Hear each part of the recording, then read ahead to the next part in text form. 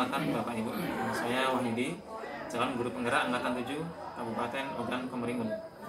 Dan di sini saya akan melaksanakan kegiatan supervisi akademik bersama rekan guru saya, yakni Bapak Sugiarto SAG.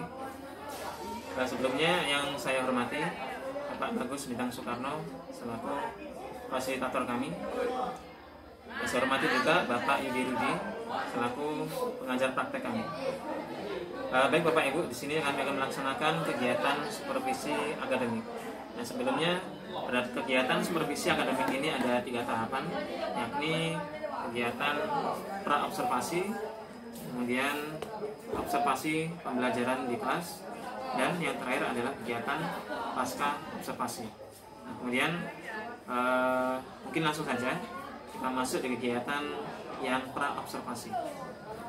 Baik, assalamualaikum warahmatullahi wabarakatuh. Waalaikumsalam warahmatullahi wabarakatuh. Gimana kabarnya Pak Sugi? Jadi hari ini kita ada kegiatan supervisi ya Pak ya. Nah, tapi sebelum supervisi ini ada kegiatan pra-observasi, di mana tujuannya untuk mengetahui langkah-langkah yang Bapak sudah persiapkan untuk melaksanakan kegiatan supervisi nanti, sebelum nanti diadakan supervisi pembelajaran di dalam kelas. Nah, baik Pak Sugi, ini ada beberapa hal yang ingin saya tanyakan. Tapi sebelumnya ini tidak mengganggu jamnya Pak Sugi ya? Insyaallah. Saya lihat juga jamnya alhamdulillah masih nanti siang baru masuk kelas Pak Sugi. Nah, terkait ke kegiatan supervisi yang nantinya Pak Sugi melaksanakan kegiatan belajar mengajar dalam kelas. Nah, itu kira-kira harapan Pak Sugi apa ketika dilaksanakan supervisi? Tujuannya itu seperti apa? Harapan saya sebagai guru pada ketika nanti di supervisi itu paling tidak ada tambahan ilmu buat saya, kemampuan buat saya untuk bagaimana nanti saya bisa memberikan pembelajaran yang lebih baik lagi. Jadi intinya untuk meningkatkan kualitas pembelajaran kita sebagai guru, itu Pak Sugi. Kemudian di supervisi nanti tentunya kan ketika mengajar dalam kelas ada materi yang ingin disampaikan Pak Sugi. Materinya nanti apa kira-kira Pak Sugi? Materi yang akan kita sampaikan nanti pas materi yang terakhir tentang materi menjaga martabat manusia dengan memahami pergaulan bebas dan perbuatan itu materi kelas 10 sudah bagian akhir Pak Sugi. Nah, tentunya itu ada tujuan pembelajarannya Pak Sugi. Tujuannya apa Pak Sugi? Sampaikan materi tersebut. Tujuan pembelajaran yang akan kita sampaikan nanti terkait materi ini yang pertama tentunya kita akan ada 2 ya, ada 2 ya. Pertama kita akan menjelaskan tentang ayat yang terkait dengan masalah perbuatan zina dan bebas. Yang kedua mungkin tentang bagaimana itu menganalisis tentang ayat yang terkait dengan masalah perbuatan zina dan Jadi saya tegas lagi dari 2 tujuan tersebut. Tentunya nanti ada langkah-langkah Pak Sugi ya. Nah, untuk mencapai ketercapaian dari kegiatan pembelajaran Pak Sugi. Langkah-langkahnya itu seperti apa Pak Sugi? penerapan materi saya Bapak dalam rangka pembelajaran mulai tujuan 2 ini Ya. mungkin saya akan langkah atau strategi pembelajaran itu ya sebagai program master planning Pak. Jadi melibatkan seluruh komponen siswa agar bisa diskusi dengan tujuannya itu dia bisa semuanya fokus pada pembelajarannya. Jadi nanti Pak Sugi menggunakan strategi pembelajaran problem based learning (PBL) itu Pak Sugi. Ya, di mana strategi ini nanti siswa dihadapkan dengan beberapa permasalahan yang bisa diselesaikan. Ya. Nah, kemudian nanti Pak Sugi ya. Tentunya dalam kegiatan pembelajaran untuk kita sebagai guru ada permasalahan dalam kelas Pak Sugi. Baik terkait dengan siswa maupun materi ataupun hal yang lainnya. Nah, kalau dari Pak Sugi sendiri kira-kira tantangannya itu apa jika melaksanakan kegiatan pembelajaran di dalam kelasnya Pak Sugi sendiri? Ya, Pak. Biasanya kita ini walaupun sudah melakukan video itu Pak, biasanya ada saja anak-anak itu yang katakan ini mungkin kendala kita Pak. Kendala kita. Mungkin anak itu ada yang kadang-kadang itu kurang antusias, atau bisa jadi kurang fokus. Itu yang sendiri yang kita ajukan itu Pak. Ya. Jadi ada beberapa siswa yang mungkin kurang antusias Mas. Nah kira-kira kalau dari Pak Sugi sendiri, penyelesaian atau solusinya itu bagaimana Pak Sugi? Mungkin kita juga pakai variatif Pak, jadi antara setelah konsep baru tadi itu mungkin kita juga akan terapkan gitu kan, semacam apa tuh metode ganti peran Pak. Ganti peran. Kayak apa ya, permainan ya. Terkait dengan masalah konten yang kita pelajari saat ini. Jadi nanti solusi yang Pak Sugi tawarkan ya, Pak nanti mungkin bisa saya langsung nanti lihat kegiatannya Pak Sugi dalam kelas ya.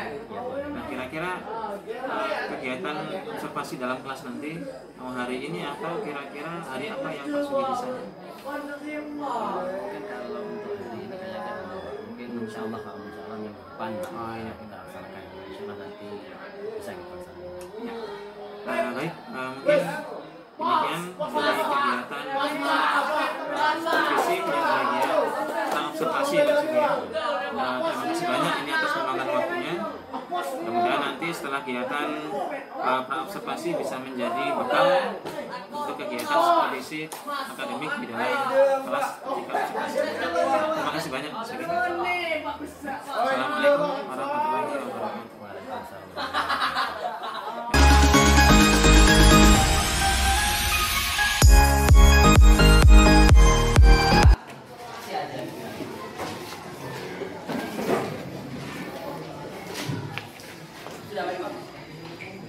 Assalamualaikum warahmatullahi wabarakatuh.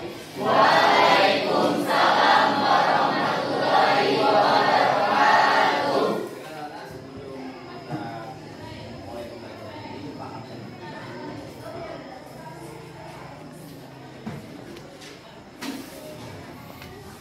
Afrika Hadir. Alfiandra Ferdian Hadir. Alfian Hadir. Andiansa Dua. Anak sekalian, sekarang kita akan mempelajari pelajaran kita selanjutnya, yaitu mengenai tentang menjaga martabat manusia dari pergaulan bebas dan tujuan pembelajaran kita setelah nanti kita belajar mengenai materi itu, harapannya pertama, kalian bisa membaca paling tidak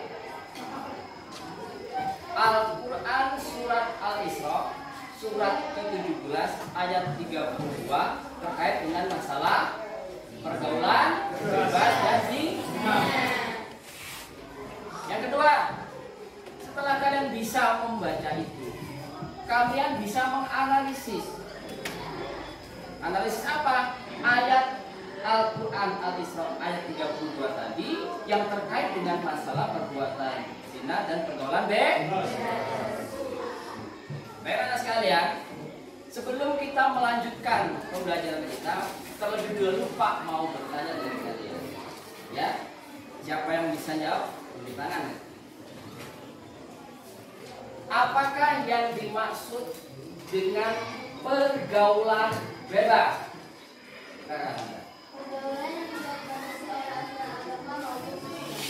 Pergaulan yang tidak dibatasi oleh aturan agama maupun susila. Ada yang lain? Silakan beritahu. Pergaulan yang tidak diawasi oleh orang tua dan dapat menjerumuskan ke jalan yang salah. Pergaulan yang tidak diawasi oleh orang tua dan bisa menjerumuskan kepada jalan yang salah. Kasih aplaus untuk kedua kawan kita. Nah itu di antara pergaulan. Nah, intinya segala perbuatan yang tidak, yang terlepas atau tidak ada batasan aturan-aturan baik di ilmu agama, susila, budaya ataupun adat, itulah yang namanya pergaulan bebas. Kalau kita sudah terjerumus kepada yang namanya pergaulan bebas, maka tidak akan menutup kemungkinan kita akan masuk ke dalam yang namanya perbuatan zina. Makanya, jadi pergaulan bebas itu kategori pergaulan yang bisa mengantarkan kita kepada zina. Nah sekarang Pak, pertanyaan yang kedua, siapa lagi yang bisa? Kira-kira contoh pergaulan bebas itu apa aja? Yuk, yuk pergaulan bebas itu apa saja? Ayo, silakan Anda. Mabuk-mabukan. Ada yang lain? Apa lagi? Koma.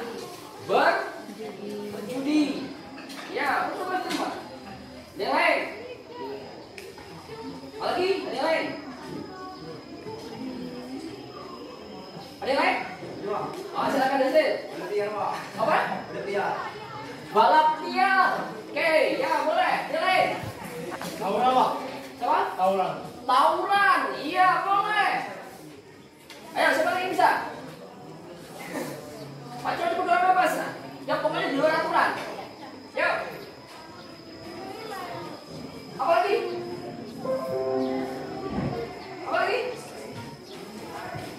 Kalau bahasa maknya itu apa? Kumpul kebo. Kumpul kebo. Laki-laki perempuan yang bukan muhrim berada dalam satu rumah. Bangga. Apalagi nak selain itu? Bahasa agama berkholwat. Apa itu berkholwat? Menyepi.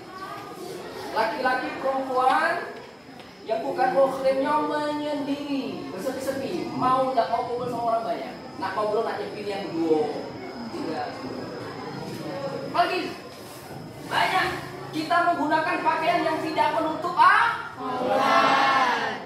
Pasal itu adalah kita kemarin waktu sebelumnya sudah belajar tentang berbusana muslim. Kamu mempergunakan pakaian yang tidak menutup aurat.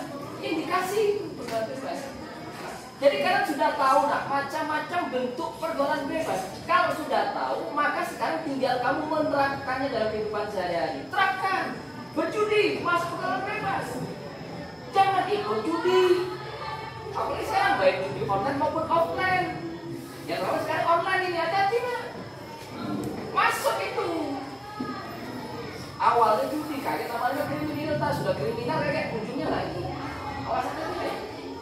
Apalagi tadi mabok lah. Minum-minuman yang beralkohol. Oh, bukan sekarang macamnya jenis banyak. Mulai dari segi minum.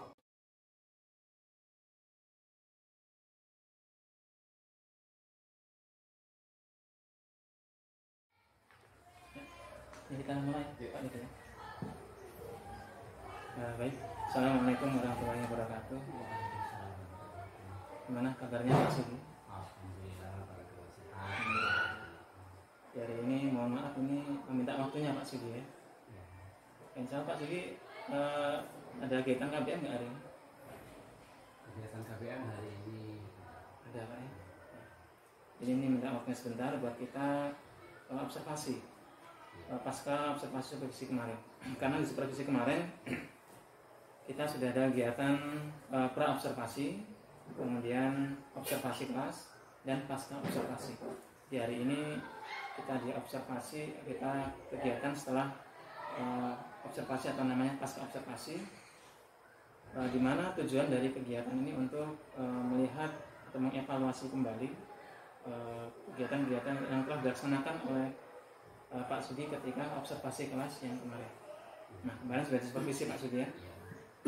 Nah, kemudian untuk itu Pak Sudi, dan nanti setelah kita evaluasi, diharapkan nanti bisa menjadi pembelajaran untuk kedepannya agar kita bisa menjadi lebih baik lagi.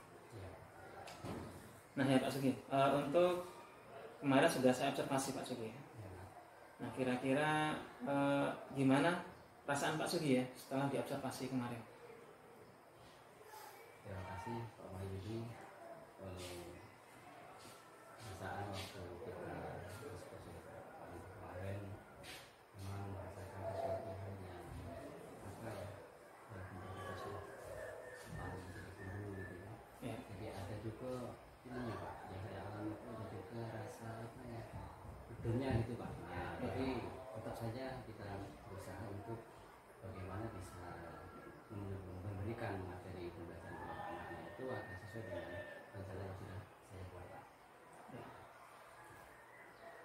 Jadi kemarin tujuan belajar Pak Sugi ada berapa Pak ya? Ada 2 kalau nggak salah. Ya, ada 2. Ya. Jadi tujuan dari masa pendidikan kami kemarin terkait dengan materi pokok mengenai menjaga martabat manusia dengan cara kita menjauhi daripada orang bebas dan Ya. zina. Jadi tujuannya pertama kemarin kita sampaikan ajaran itu pertama itu mengenai paham tentang isi daripada ayat yang berkaitan dengan zina. Di Al-Isra ayat 32. Nah, terkait dari kegiatan KBM kemarin Pak Sugi, tentunya kita sebagai guru kan sudah lama melaksanakan kegiatan KBM dan biasanya itu ada kendala-kendala yang dihadapi. Nah, terkait Pak Sugi yang dirasakan sendiri kemarin ketika KBM, kira-kira ada kendala atau tidak Pak Sugi? Ya, terima kasih Pak Wadi. Ketika pelaksanaan pembelajaran di dalam kelas memang bervariatif. Ya. Variatifnya gini Pak, ada saja kita itu kendala yang ada terhadap anak. Ya. Misalnya kemarin menyatakan masalah materi tentang zina terkait dengan masalah Qur'annya. Ya. Jadi ketika anak disampaikan tentang dalam Quran itu, ada saja anak itu yang ketika kita kasih contoh cara bacanya ada yang kurang fokus.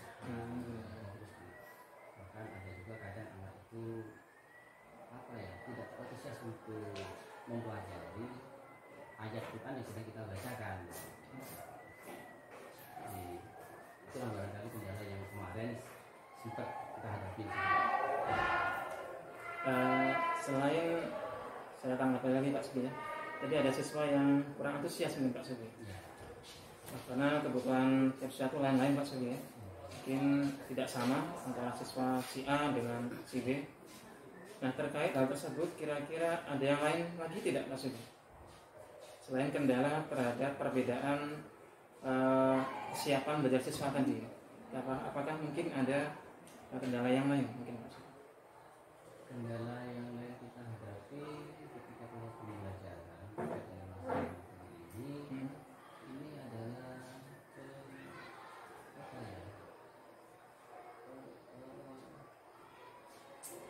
semacam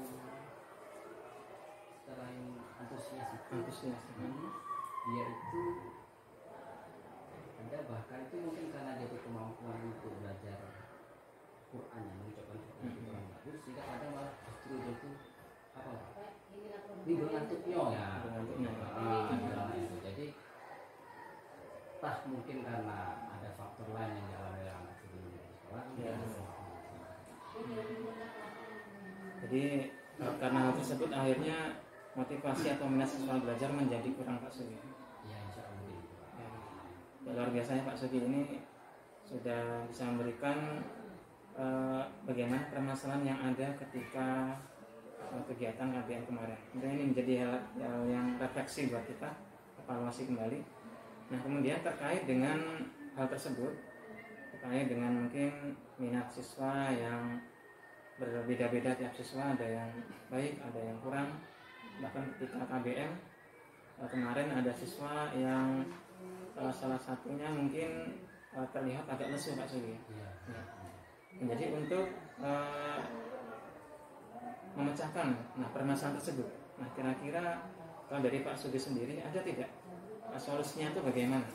Oh iya gitu Pak. Ya. Ya, kemarin itu ketika kita menghadapi situasinya itu ada beberapa hal yang kita lakukan agar anak itu kembali lagi antusiasnya Pak. Ya.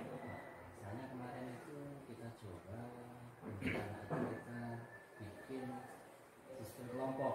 Kelompok. Ya. Harapan kita sistem kelompok yaitu mau belajar sama itu sehingga membangun kembali antusias dia untuk berusaha belajar tentang materi yang kami sampaikan dari langkah pembelajaran kemarin, saya lihat di RPP dengan di langkah pembelajarannya itu sudah sama Pak Sugi, dan menggunakan problem listening atau PBL. Nah, mungkin di sana memang kendalanya ketika siswa belajar secara individu Pak Sugi. Jadi susah mungkin kerjasamanya itu kurang. Alhamdulillah hari ini Pak Sugi sudah membuat rencana berupa akan belajar kembali menggunakan kegiatan berkelompok Pak Sugi. Nah selain hal tersebut Pak Sugi, kira-kira ada lagi nggak alternatif yang lain selain belajar kelompok untuk bagaimana siswa ini minat belajarnya itu bisa sangat termotivasi dalam belajar? Karena yang kita ketahui Pak Sugi ya, ketika belajar 50 atau 60 menit ya, atau bahkan kalau pelajaran agama ini 3 jam ya. Nah 3 jam pelajaran, tentunya siswa dalam perjalanan awal sampai akhir itu kadang merasa agak jenuh Pak Sugi. Termasuk yang dilihat kemarin, ya siswa yang motivasinya itu kurang atau minatnya agak kurang. Nah solusinya itu gimana menurut Pak Sugi? Mungkin insya Allah itu mungkin ke depannya nanti Pak untuk mengatasi itu mungkin kita tawarkan atau kita coba gitu kan, kita coba dengan strategi yang lain, misalkan kita buat semacam permainan tentang permainan yang terkait dengan masalah perbedaan bahasa ya, jadi bisa dicoba nanti pakai mungkin selain kita kegiatannya ada ice breaking namanya Pak Sugi ya. Jadi permainan ini bisa mengantarkan siswa ke inti dari kegiatan pembelajaran. Jadi seperti bermain perang tentang pergaulan bebas Pak Sugi. Jadi dari kegiatan tersebut nantinya bisa memantapkan kembali pengetahuan siswa bahwa materi yang disampaikan Pak Sugi nanti bisa dicapai oleh siswa secara maksimal.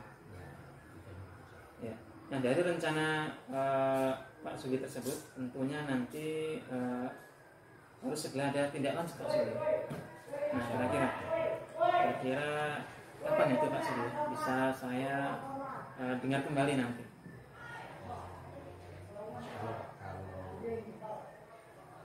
Insya Allah bisa kita tindak lanjuti rencana ini mengatasi hal yang tadi itu mungkin ke depan Insya Allah kita akan tindakan perubahan materi yang saya sampaikan agar apa yang dialami itu bisa teratasi. Luar biasa Pak Sugi ya. Jadi saya harapkan nanti ketika sudah ada rencana ditindaklanjuti. Nah kemudian karena kita ini belajar di sekolah tidak hanya guru dengan siswa Pak Sugi ya, tentunya ada pihak yang lain. Nah kira-kira ada tidak Pak Sugi pihak yang lain yang bisa diajak untuk bekerja sama agar kegiatan Pak Sugi tersebut bisa terlaksana dengan baik ya? Ya karena kita tidak mungkin memantau siswa tersebut setiap hari selama kegiatan KBM ya, misalkan di jam pelajaran yang lain ternyata siswa tersebut motivasinya kurang lagi ya. Nah, jadi kalau Pak Sugi sendiri ada tidak melibatkan pihak yang lain? Pihak lain yang dimaksud misalkan bersama guru, insya Allah kita adakan Pak. Bersama guru ya. Misalkan dan ini masalah pelajaran mungkin searah dengan tujuan daripada BKN. Kita berkolaborasi dengan BK. Ya. Luar biasa sekali Pak Sugi, ini hasil dari kegiatan setelah kita supervisi kemarin, dan mudah-mudahan setelah kegiatan ini nanti kita dapat memberikan kegiatan KBM yang lebih maksimal lagi kepada siswa, baik itu kepada siswa yang memiliki kebutuhan yang lain-lain Pak Sugi ya. Karena seperti yang kita ketahui bahwa siswa ini di kelas kita ada banyak kebutuhannya, baik itu dari minat belajarnya yang berbeda, gaya belajarnya, dan juga karakter siswa yang lain-lain.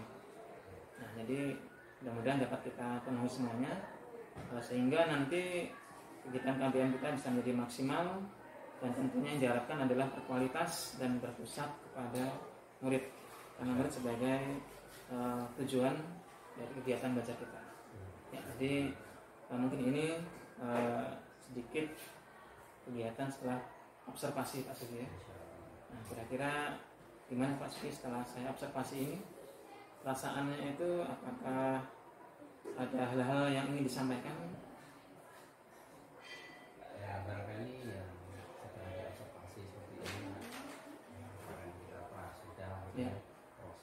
berbeda gitu.